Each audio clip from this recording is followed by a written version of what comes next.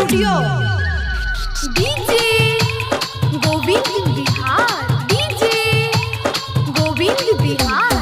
असरा लगा के लियोगे मैया हमहू तोहरे दुआर, सब का गोदी भरै छी गे जननी, खाली छै किया हमार लालन बिना हम नहीं जियबौ, नहीं देबही त जहर पियबौ, लालन बिना हम नहीं जियबौ, नहीं देबही त जहर पियबौ, जहर पियबौ।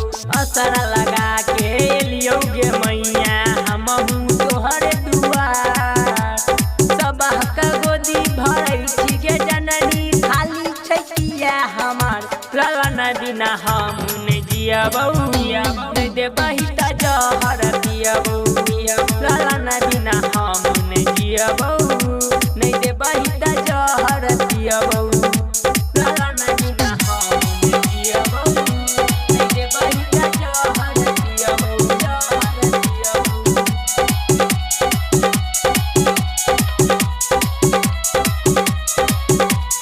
DJ Govind Bihar, DJ Govind Bihar. मैया बचपन से हम तोरा पूजा पाठ करनियो, नौमी नवरात्र माई पूजे हम एलियो, हमरा गे बेरी केलही मादेरी, अखिया से गिरै छै लोर, लालन बिना हम नहीं जीबै, नहीं देबही त जहर पियबै, बेटा बिना हम नहीं जीबै, नहीं देबही त जहर पियबै, बेटा बिना हम नहीं जीबै, नहीं देबही त जहर पियबै, जहर पियबै।